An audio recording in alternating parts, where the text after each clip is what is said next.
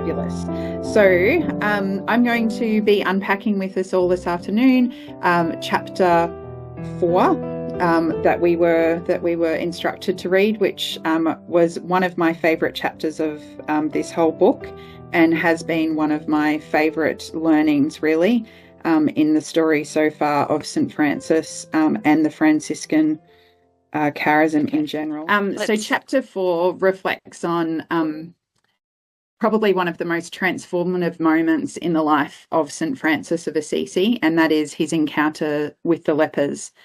And the chapter starts with some words from Francis's own testament.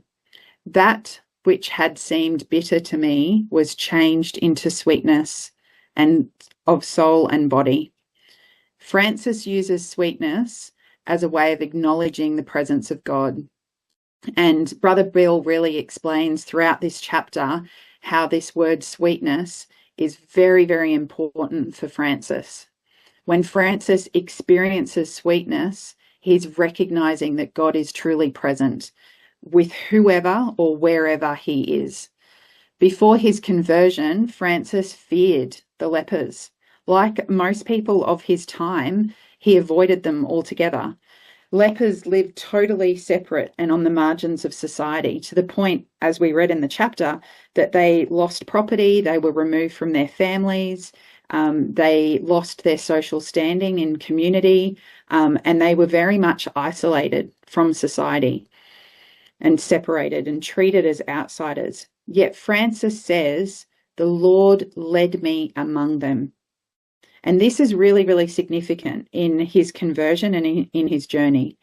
Francis does not say he chooses to help the lepers simply out of charity or duty, but rather God led him, drew him, led him among them. And there, Francis truly encountered the presence of God. Brother Bill also points out for us in this chapter that Francis recognized among the lepers the very characteristics of God revealed in Jesus Christ. God as humble, poverty, vulnerable, a self-emptying love, fully present. And if you turn to chapter 73, the paragraph under the subheading, Francis' experience of God among the lepers, Brother Bill... So you're talking page 73. Oh, sorry, I said chapter. Yeah, sorry. Page 73. Brother Bill explains that in Jesus, God gives up all property and privilege. So in the birthing of the Son of God, all of that is put to the side. And in Jesus, God even gives up that divine status. So through that incarnation, all of that is let go of, and the fully opening to the vulnerability of becoming fully human and among the people, among humanity. And for Francis, this connected with the lives of the lepers. He could see this deep connection between that emptying, the humility, the poverty, the vulnerability. He could see that in the lepers, and that is how he saw that sweetness of God present. So in the lives of the lepers, who they themselves had given up their property, they'd lost their status, their connection to family, community, and dignity in the eyes of the wider society. So Francis began to see lepers not as outcasts, but he was seeing them as brothers and sisters, Christian brothers and sisters. He saw them as special people who bore that meaning of who God is, that humble, poor, vulnerable God who is present among humanity. And this understanding totally changed Francis. It was a full and true conversion. He was following the example of Jesus that he knew from the gospel. Jesus heals, so Francis follows in his footsteps and heals, even making exception in the later rule that the brothers may accept money for urgent needs of the lepers. So we can see that on page 74, and following in the footsteps of Jesus under that heading. This is for Francis the impetus that causes or triggers his conversion to the gospel way of life. And on page 75, Brother Bill explains that contact with the lepers led Francis into a deeper conversion to live the gospel.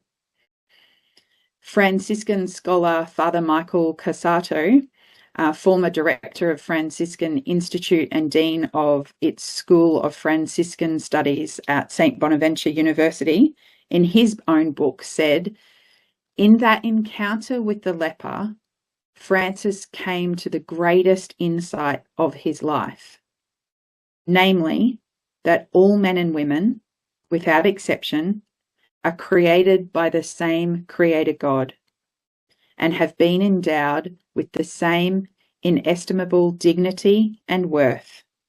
And without exception, all are sisters and brothers, one to another. It is the universal fraternity of all creatures. It is from this that all Francis's beliefs and actions flow." So Francis's faith became real, not through ideas alone, but through encounter and through relationship. When Francis truly saw the dignity of the person in the leper, he was seeing what he called the sweetness of God. This is one of the profound insights of our Franciscan spirituality. God is encountered in relationship with others. God is encountered through fraternity, but especially with those whom society overlooks or excludes. Francis served lepers not simply because they needed the help, but because he recognized Christ present among them. For Francis, the lepers were God among them. And after his encounter with the leper, Francis reframed his way of living in the world.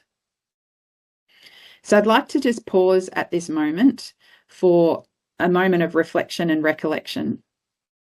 Can you recall a moment in your own life when you encountered another creature or person or animal or phenomenon in nature and you were changed forever? In that moment, you realized you experienced that sweetness Francis is speaking about, the presence of God.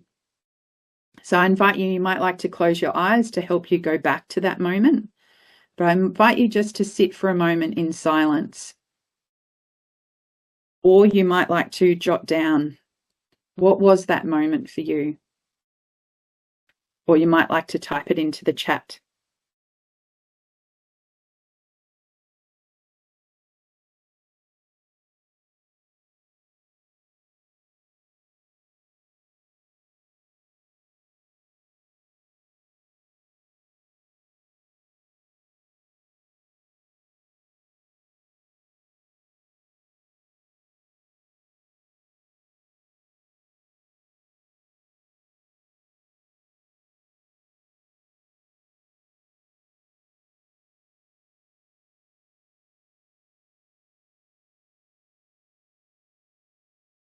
We will continue. So knowing that over time, someone's just shared, overlooking Assisi, yes, on the very first pilgrimage. Serving at the Eddie's van. Andrew says, my very first time walking into the town of Assisi. And thank you, Stephen.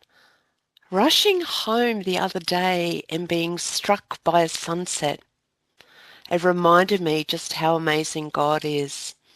Actually stopped me in my tracks. They're nice reminders that it doesn't have to necessarily be in service or encounter with other people. It's when are those moments in an ordinary day-to-day where we can see or experience that presence of God. So knowing that over time and throughout our Franciscan tradition, there are shifts in emphasis about Francis and his earlier followers' work among the lepers, Brother Bill later recounts the confronting story, which I found quite confronting, of Angela of Foligno. I've mispronounced that, but on page 79, my Italian's not very good, as you can all work out. Near the top of the page, she was very vividly recounting, the encounter with the lepers and washing their feet.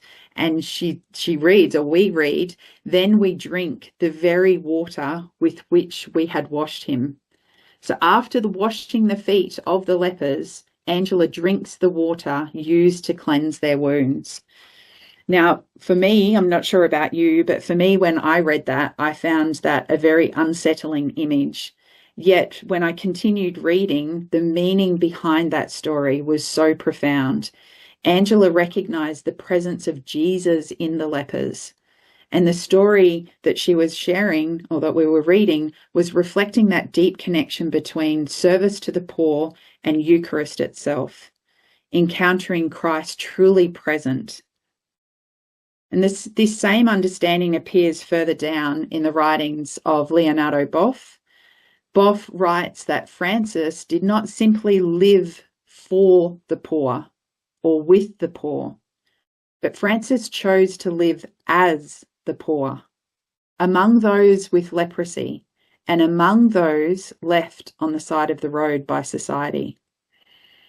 And Boff describes Francis's greatest gift as compassion. Compassion. So literally to suffer with. That meaning community, connection, relationship, and then the passion. Francis lived in fraternity with the lepers, sharing their suffering and entering into their daily reality, into their lives. This wasn't a distant service of popping in every now and again, showing up with some, donations and resources. It was living in relationship, in solidarity, in genuine fraternity. And this has powerful implications for us as educators, and very challenging implications as well in our world today, but particularly as Franciscans. In our schools, we are called to recognise the dignity and the presence of Christ in those that are on the margins. So the student who is struggling socially, who might be excluded by their peers, or the young person who's carrying trauma or mental health challenges or anxiety, that student whose behaviour grates us every lesson, but is actually a behaviour that's masking hurt or insecurity. Or maybe those that are experiencing family hardship and we actually don't know the full story. Or put the students aside for a second. Maybe it's the colleague who's sitting next to you in the staff room who is feeling quietly overwhelmed but masking it. Francis challenges each of us not simply to provide support from a distance, but to truly be present among the people. I know that not all of us on the Connection Circle are from Franciscan schools, but I think this message this afternoon is really for all of us in Catholic education. It goes beyond just Franciscan, but it very much speaks to our spirituality as Franciscans. So a Franciscan school is not simply a place of academic instruction. Yes, that is our primary business, learning and teaching, but it should be a community of encounter. It should be a community where dignity is upheld, where we are building fraternity, and where there is true compassion. Because presence matters, and so does listening and relationships. As Franciscan educators, we're called to see beyond any labels or behaviours and to recognise the sacred dignity within each and every person that we encounter. And perhaps most importantly, working with those that are on the margins in our world today should continually remind us of the sweetness that Francis always regarded as the irrefutable sign of the presence of God. Just before I continue, someone actually said to me today, someone I'm only just recently met and getting to know, as Catholic educators, our role should be to love our students into goodness. Love our students into goodness. So may we, like Francis, allow ourselves to be led among others with true humility and openness and compassion. But may we also accept the challenge to love our students into goodness so that we can discover in their presence the sweetness of God. So that was just some reflections to set the tone for our first breakout room. And I have 2 questions. The feedback last time was some of the questions were a bit challenging, and we're not holding back. These are just as challenging, so get ready. Our first question that we'd like you to discuss in your room is, with whom do you experience the sweetness, that presence of God? And then our second question is, who are the lepers in our school and wider communities? Who are those people that are on the margins?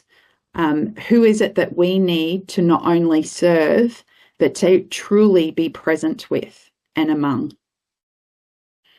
So Alison is going to, I believe, push us out into our rooms, and we should be back by what time, Alison?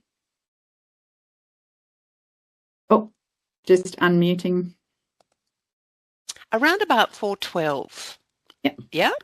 And I'm opening the rooms now. So as we go into the rooms, just remember to select someone to share back so that we can be really succinct when we get back into our bigger group session. Which question, whichever one you'd like to answer, 1 or 2? We discussed both. For all of us, we identified that for who do we experience the sweetness in the presence of God? Grandchildren, our pets, and time in nature, in particular gardens. And then for our second question, who are the lepers in our communities? We identified a few. For me, I said our neurodiverse students who struggle to feel seen and heard. Those who are yet to find a special friend who actually understands them. And Bronte also suggested relief staff in our schools who come in and who don't feel that connection to students or to staff, and what a challenge it is for them, and how we all have a responsibility to ensure that they do feel welcome and part of our community. Yeah, that's great insight and very, very relevant when we're thinking about relief staff and how do we go and welcome those that are only with us for a short time, but make them feel present and welcome and accepted. Alicia, room 4, would you mind sharing some insights? Absolutely. Without touching on what everybody else has said with their great ideas. So we spoke of, coming home and this, the family, the sweetness of having family around you, and you can take off the veil or the mask and just be yourself and be who you are. We also saw the sweetness in the students that are just turning that corner, and you've worked with them, tirelessly, and then finally they're starting to see the light and they're coming out the other side of a difficult time. We saw the sweetness experienced through God with the colleagues that see you for who you are and who genuinely care about you. We spent quite a bit of time on that first question in our group. And then just briefly with the second question, we looked at those who were on the margins, who were struggling, but even in the more affluent schools, it might be the ones who you've got to really, really look for. It might not be the obvious that they've come to school, like hungry, but they almost hunger for purpose and meaning and connection and fitting in and all those kinds of notions. We also spoke about some programs that our schools offer, but also involving the students in service and getting out into the community, can almost break down those barriers at times. So I think I've got everything. Yeah, thank you so much. Yeah. Awesome. All right, well, from room 5, Emily, would you mind sharing some of the reflections from your group? I'm in this meeting. Knock it off. All good. Sorry. No, all good. No sweetness there. Yeah. My children are having an argument and my husband's sorting it out. He's working from home. They're about to go to swimming though, so hopefully we won't have that again. Yeah. So the other two members of my group spoke about the sweetness being from their mother or their father, who father's passed away. And I went, oh yeah, my parents, yeah. That's true. They're the sweetness. And we talked about who led us to faith, I guess. And then I said, when you guys said the question about the sweetness and who are the lepers, I automatically thought to two boys I've taught in the past who were orphans, and how they could have been, they could have really rebelled against the world, and yet they still chose to do the right thing and show up every day. And they weren't being, they weren't in the back of the police cars and things like that. And I saw God in them every day. And we also spoke about how we can see physical disabilities, but we can't see mental disabilities. And there was a discussion about a niece with a intellectual disability and how you can't see that, and she might throw a tantrum at 25 years old and people stare and whisper and make comments, and how we never know what's going on in someone else's life. So like everyone could possibly be a leper. You just you don't know what's going on in other people's lives, I guess. So that's what we spoke about. I really like that last comment that you've just made, that everyone in some way or form is a leper. It's so true. We've all got stuff happening. And that's where the concept of Franciscan fraternity is so important, because it's about that presence and that relationship. And through that presence and relationship building with others, we let go of all of those complications and all of that baggage, and we see that goodness and we see God with each other. Well, that's wonderful sharing this afternoon. Thank you all so much. I'm going to hand over to Alison now for our next chapter. Thank you so much, Margarita. It is... it's really humbling, isn't it, to have those conversations that are just so critical. I am going to go, though, to chapter 5 in our books now, and I am going to, in this chapter, actually refer to particular places in our books. So you might like to have them with you if you've got them. That would be really great. What you see up on the screen is that we actually, this year for FSA, it's our year of prayer. And therefore, I thought this chapter 5 was really important to us. And we have a really special focus on prayer this year, because it's one of our 6 living stones of our FSA framework. We choose one every year. And I guess a bit of a plug here. You'll find a 5-minute little a video and a longer version video as well of me explaining exactly what this FSA Living Stones framework is, and how it might be lived in a school. So it's on our FSA YouTube platform. You'd only have to do a little bit of a search for that and you'll find it. And it's really great for staff formation. So I will make sure that you get that link, because it's those things that are really important. And talking about prayer, I'm going to do another little plug here. I'm actually going to facilitate a day of prayer in the Franciscan tradition for the Archdiocese of Brisbane next month.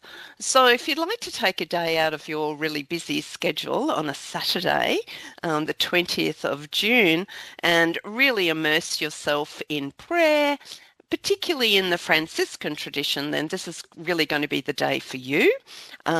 It's out at Santa Teresa Spirituality Centre, one of my most favourite places, so the invitation is there for you.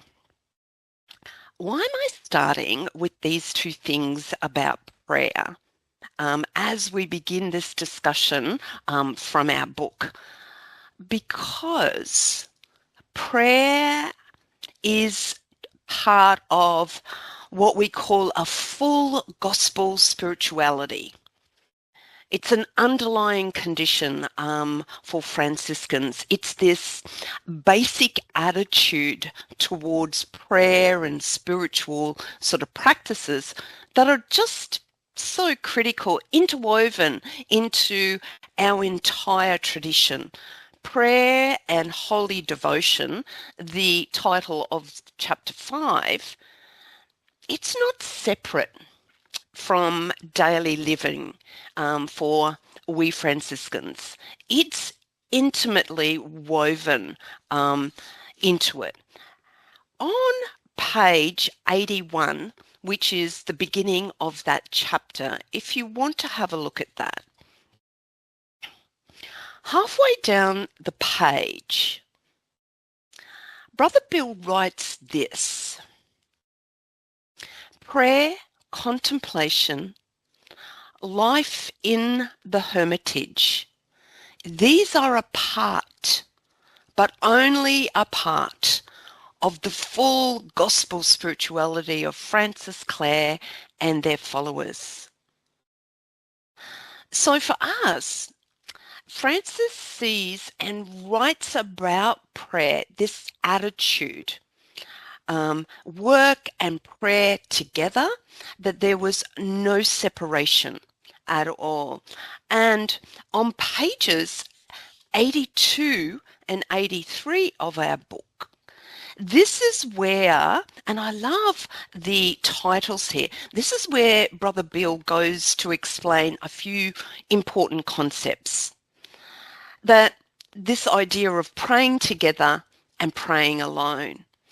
That in praying together, there's no separation between contemplative prayer and vocal prayer. That there's no separation between private prayer and common prayer. There is a rhythm to the early Franciscan communities with prayer. And I really love that image that Bill uses, this idea of weaving. I was a weaver and as part of my studies, I did a lot of weaving. It's explained at the top of page 28 that the fabric of prayer and devotion are woven throughout the brothers' daily and yearly schedule. And the emphasis here is on sincerity of heart. That's like further down the page on page 82, almost. But the emphasis here is on sincerity of heart. The spirit of prayer, that's what he's talking about. Along with liturgical simplicity. Really important concepts for us who are in schools. Sincerity and simplicity. And that should be the fabric of our school's daily and yearly schedule also. Remember that many of the early followers of the lesser brothers could not read.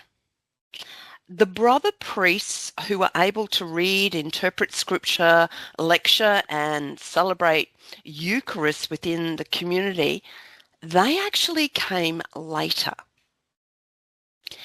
And that means to participate in Mass, they would have gone to the nearest church or to the nearest monastery.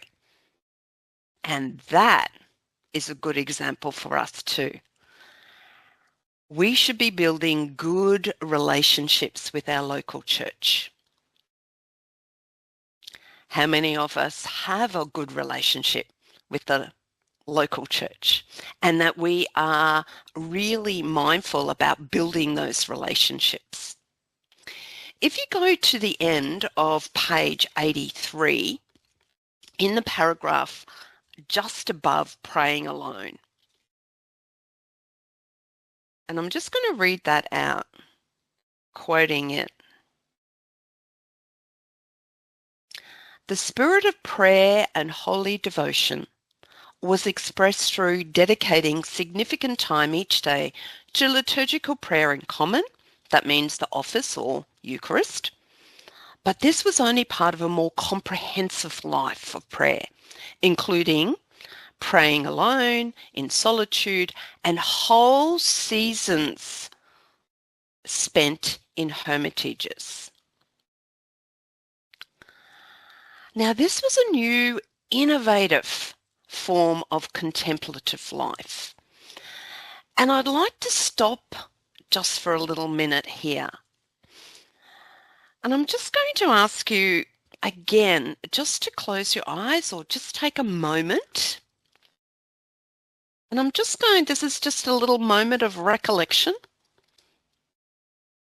How much time during a normal school year, and I appreciate that we've got some people with us that are not specifically in a school but are connected with schools, but how much time during a normal academic year is actually allocated to Eucharist, prayer, meditation, spiritual retreats?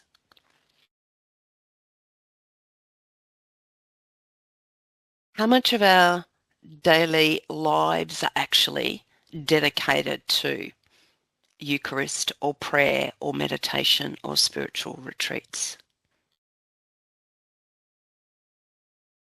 And I just parallel that now. Consider how much time is actually allocated to sport, for example, or sometimes to music. Again, no need to write anything in our chat. Just be aware and remember that we're actually working in Catholic communities and environments. We say that Christ is the underlying foundation of our community. But it seems in some schools that they don't have this attitude to prayer and devotion that Francis is speaking about here. Seems to be at odds with this concept. And I just thought it was important that we just took a moment just to think about that. Because Brother Bill goes on to describe how Francis would pray alone, and this could happen anywhere. I love that idea of having his hood, and didn't matter where he was, he could pull his hood up and he could pray in his hood. We perhaps don't have that opportunity to do that, but it's a reminder that we can pray anywhere, isn't it? So Francis makes this spirit of prayer and holy devotion the organising principle of his daily schedule, as well as observing seasons of prayer and periods of solitude and contemplation. So another question for you, just to ponder in your heart. Consider today. Consider your day today. How much time have you spent in prayer? Could be liturgical prayer, or in praying alone?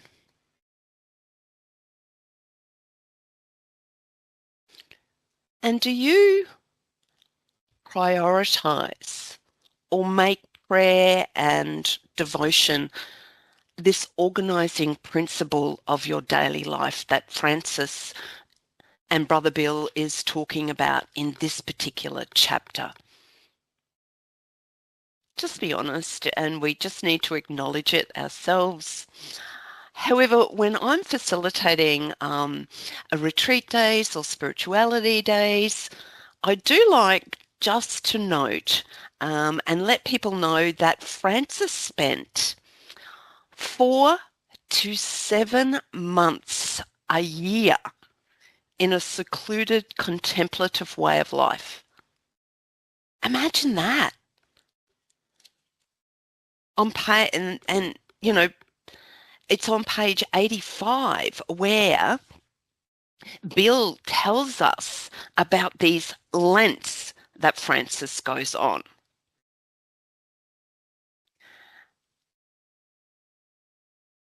So if he actually spends 4 to 7 months a year, if we work that out over his converted life, let's say 22 years of his converted life, and on average he might spend 5.5 to 6 months a year.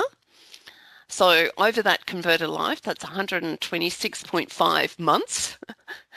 That is 10.5 years. Approximately half of his converted life he spends in prayer and contemplation.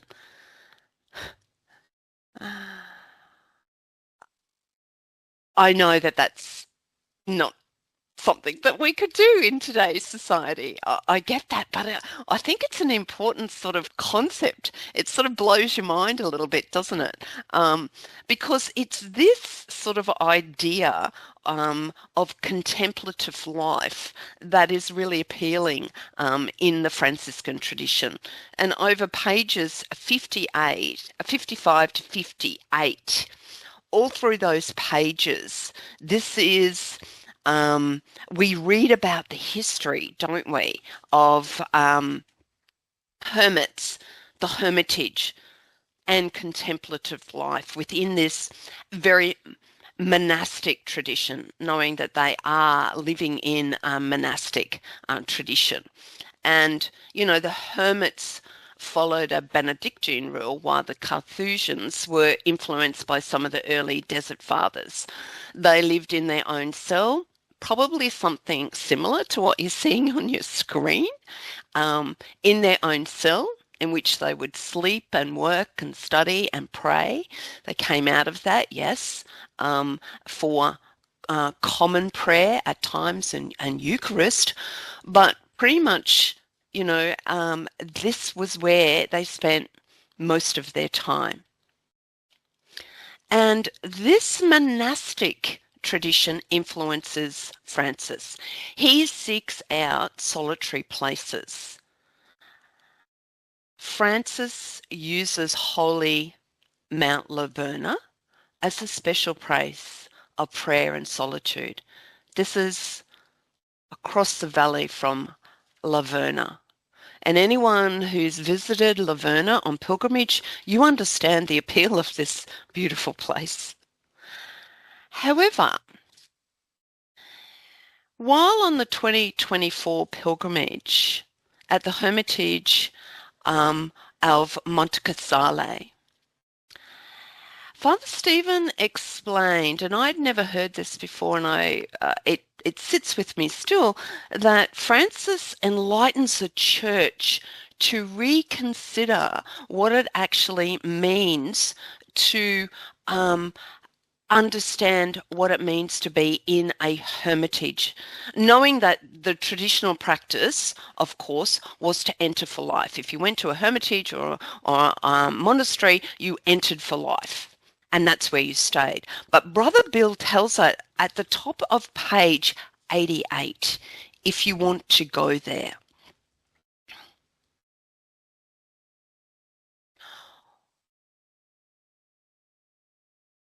always turning towards the life you read about in the Gospel. Francis would attempt to unite the, excuse me, the hermetical life, that is the reclusive life, with the life of the travelling preacher of the good news. So Francis seeks a creative balance. He seeks a way to integrate prayer, contemplation, and this hermitage experience by mixing it with the demands of preaching and of living among the people. And therefore, it is Francis who reinterprets the reclusive monastic life to one of recollection, taking time away from the busyness of life, of work, and of course in Francis's time, of the travelling preacher, to recollect oneself through prayer and contemplation to be able to begin again. And it's Francis's advice is to live the gospel by doing both. So, in our world today, it's really, observing the gospel is really hard. It can be really hard. The reality is we are people who are really focused on action. Our world demands it. Our schools and our communities really want it. And our systems keep placing more and more on our already full plate. And it's really hard, isn't it, to keep balanced and stay attentive to everything. Francis felt this also. And his advice was to be active in ministry, but find time to be contemplative. We who are inspired to follow Francis have to learn what Richard Raw calls dance while standing still. Yeah? And I love that idea. And, you know, I love that idea that we mix with the world, but we actually have to find time to be contemplative. It's this beautiful balance between both of them. That is what we really are seeking to do. If you go to page 89, just above the heading Bonaventure, in that you'll see some of these really beautiful places listed that Francis frequently spent time. And some of you may have been to these sanctuaries in these hermitages. This is where Francis was able to recollect himself. The Carceri, just above Assisi, Fontecolombo, Greccio, as you can see on the screen, La Verna, which you've seen an image of, La Foresta, all of those places he goes to recollect himself, to be able to do the work that needs to be done. Yeah? So again, I'd like just to stop for another moment of recollection for ourselves. Can you recall a moment where do you go to recollect yourself?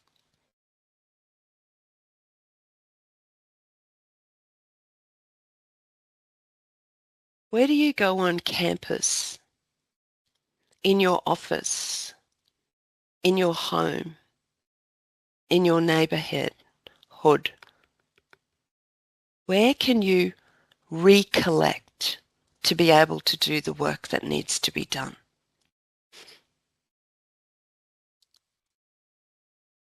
If you feel comfortable and popping it into the chat so that we know where people go, that would be really great. And we can read some of those out as we continue on. But it is Bonaventure. Over the next 10 pages after 89.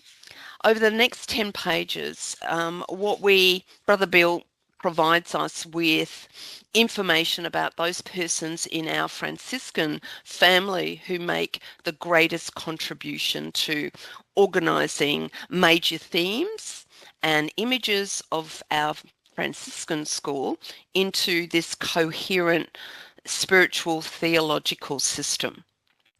It's Bonaventure, though, that I wouldn't mind just spending a moment with. And Margarita said that somebody said to her, that we should be seeking the good. Oh, that is so Bonaventure. It really is. Bonaventure is one of the most illustrious theologians and spiritual writers of his time. He writes his A Major Life of Francis and the Soul's Journey into God. These are two classic texts of the Franciscan tradition. If you haven't heard of them before or read parts of them, you might like to consider going and seeking those out. Now, I'm not a Bonaventure scholar by any means at all. I rely on Brother Bill and Father Paul Rout for that. But I do want to make a couple of comments that might really resonate with we teachers and is really appropriate to our context. Following in Francis's footsteps, Bonaventure, where does he go to recollect? He goes to Laverna. He goes there to write. So he finds a solitary place to recollect himself in order to develop his theology. He invokes the example of Francis as his inspiration and he searches for God. He journeys to God. Not in the head, not in the intellect. Near the end of page 91, I wouldn't mind just reading that, and if you've got it with you, go down sort of like 3/4 of the way down. He writes, but at this moment, he's talking about journeying, trying to find God, and he's journeying somewhere, and it's pretty dark in the darkness. It gets to the darkness, and he's unable to understand things, and we feel as though we might have come to the end of our journey. But this is what Bonaventure says. But at this moment, we meet not with our intellect, but with our heart's affection, the true likeness of God, and the resolution of all the seeming contradictions of God, in God. This is Jesus, crucified, burning with love, inflaming our hearts through though our understanding is darkened. This is classic Bonaventure. And on page 92, Bill goes on right at the top. That Bonaventure establishes an important principle of the Franciscan tradition of contemplation, this idea of entering into the heart. It's available to everyone. And it is through the heart, not the mind. It's a journey at the level of the heart that we enter into God, into this wisdom. This is why Franciscans will talk about and speak about wisdom, that we hold love central to all that we do, that we become besotted with the extravagant love of Christ and God and God's love for all creation. That is Bonaventure. He speaks of God as a journey and an experience of beauty, as a way of knowing. To experience beauty is to possess knowledge, but a very particular type of knowledge. Father Paul would be very happy to hear me saying this. He calls it aesthetic knowledge. that is knowledge of the heart. Yeah? And as people in schools were asked to stop, recollect ourselves, and come to a student, a colleague, a problem, a plan from the heart. The head is there too, of course, but we drop from the head to the heart when we're engaging with our daily rhythm of life and work. And I hope that that might sort of open up a little bit about Bonaventure. I'm not going to go on with anything more now because I'm really aware that we've got another 10 minutes that we're just going to spend in a room. I'm going to ask you, what are 2 practical ways I cultivate a spirit of prayer and devotion in my classroom or in my community? And is this idea of action and contemplation seen as equal principles in the workplace where you are? Heart and mind, are they equal principles in the school? And what are the challenges around that?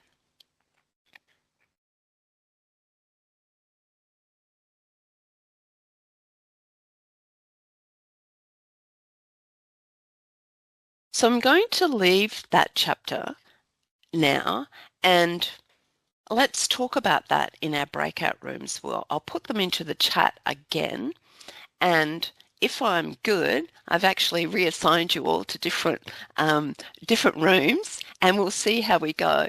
We'll probably only have an opportunity, Margarita, and everyone for around about 7 minutes. Yeah. I've taken a little bit more time, but I'm assigning you all now, and I'm opening the rooms. So see you in about 7 minutes.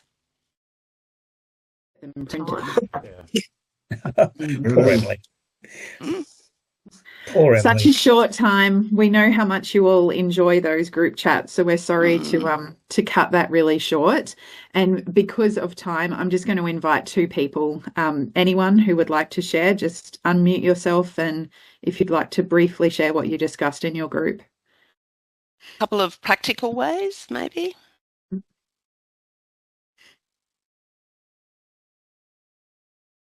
Everyone's too shy or tired, maybe.